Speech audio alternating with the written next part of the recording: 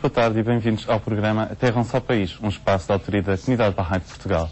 Uma das originalidades da religião Bahá'í é o facto de a grande parte da sua mensagem ter sido escrita pelo próprio punho do manifestante desta religião, que foi Baha'u'lláh. Muitas dessas epístolas foram deixadas então, e é sobre isso que vamos falar hoje, com o Marco António Oliveira. Muito obrigado por ter vindo. Okay. Qual a importância destas epístolas e especificamente do programa de hoje, que são as epístolas escritas aos governantes e aos reis da terra da altura, ou seja, do século XIX? Eu diria que há três grandes motivos de interesse nestas epístolas. Primeiro, porque é a partir da relação destas epístolas que Baha'u'lláh começa a anunciar publicamente que ele é um manifestante de Deus, que ele é o prometido de todas as religiões. Em segundo, porque encontramos nestas epístolas uma série de conselhos sobre governação.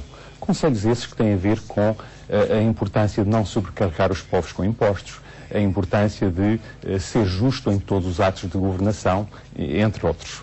E o terceiro aspecto muito interessante destas epístolas é que elas contêm um conjunto de princípios sobre segurança coletiva que hoje se tornam cada vez mais relevantes. Baha'u'lláh diz, por exemplo, que os países só devem possuir armamentos necessários para a sua defesa, que se um país atacar outro, todos na Terra se devem levantar para punir o agressor. Portanto, eu diria que estes são os três grandes motivos de interesse destas epístolas.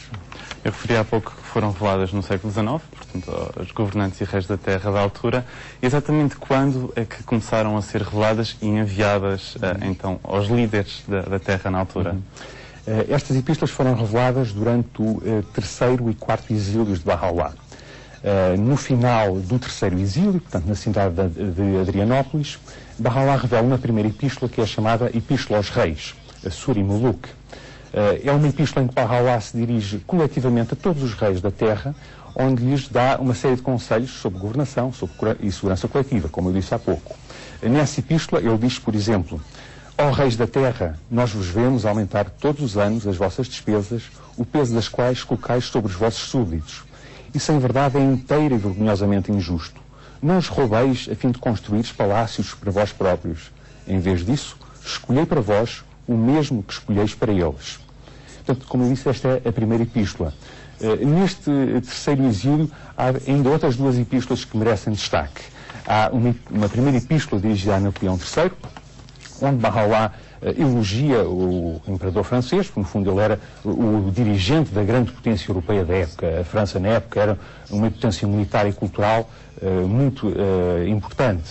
É uma potência que tinha colónias em África e que estava a interferir na Síria e no Líbano, em proteção dos cristãos, das minorias cristãs que ali existiam. E, portanto, Baha'u'lláh dirige-se ao imperador francês a pedir-lhe que averigue a situação dos Baha'ís que são perseguidos na Pérsia e no Império Otomano. Ainda neste terceiro exílio, há uma epístola dirigida ao Shah da Pérsia, uma epístola em que Baha'u'lláh chama a atenção ao Shah da Pérsia para que seja justo quando governa sobre os seus súbditos, para que não os discrimine em função da sua religião. Até porque a religião Bahá'í nasceu na Pérsia, atual Irão, portanto era um apelo direto à proteção dos Baha'ís na altura.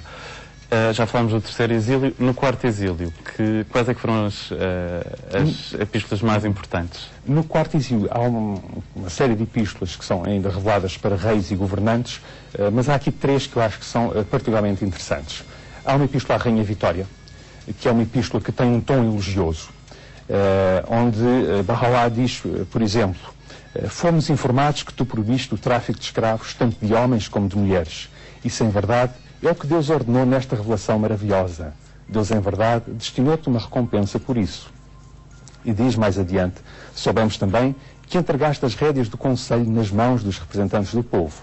Em verdade, fizeste bem, pois assim os alicerces do edifício das tuas atividades serão fortalecidos e os corações de todos os que se acham abrigados à tua sombra, sejam de alta ou baixa condição, serão tranquilizados. Portanto, é muito interessante aqui porque temos nas escrituras Bahá'ís um elogio à democracia parlamentar. É algo que é único nas escrituras das religiões. Ainda neste quarto exílio, saliento uma segunda epístola ao Napoleão III. Uma epístola que, ao contrário da primeira, já tem um tom condenatório, onde Baha'u'lláh diz claramente ao monarca francês que o que motiva as suas decisões políticas não é o interesse dos povos, mas é a sua vaidade e o seu ego.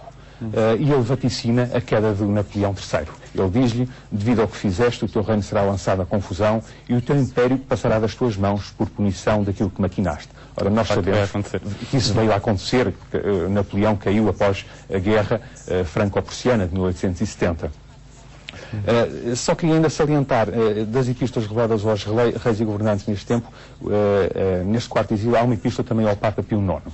Uma epístola em que Barroá afirma abertamente que ele é o regresso de Jesus Cristo, ele é o prometido de todas as religiões, onde faz comparações entre o Papa e os doutores judeus que condenaram Jesus e também incita o Papa a ser um exemplo de virtude para toda a cristandade. Nós sabemos, a história nos disse que estas epístolas não foram muito seguidas. Como é que os historiadores olham para estes textos? É particularmente interessante ver o percurso político dos governantes a quem Barroá se dirigiu, porque, de alguma forma, todos eles, no momento do seu percurso político, foram pessoas em quem os povos tiveram grandes esperanças. Eles começaram a liberalizar as suas sociedades, a desenvolver, a criar condições para que as nações progredissem, mas, a dado momento, infletiram o seu percurso político e ou se tornaram ditadores, autocratas, ou tomaram alguma decisão que conduziu os povos ou os países ao desastre. E para nós, Barrais, é particularmente interessante que o momento dessa inflexão coincide com a revelação destas epístolas de Barroá. Muito rapidamente, a Rainha Vitória respondeu a Barroá, alegadamente. É verdade. Esse é um dos aspectos interessantes, é que diz que a Rainha Vitória respondeu a Barroá e terá dito qualquer coisa do género: se esta causa vem de Deus, então triunfará por si própria, mas se não vem de Deus, então cairá por si própria também. Ok, Marco, muito obrigado por esta curta lição de história. Muito obrigado. Quanto a si, voltamos a ver-nos no próximo programa da Comunidade Bahá'í de Portugal. Os contactos estão a passar ao longo do programa. Muito boa tarde e até lá.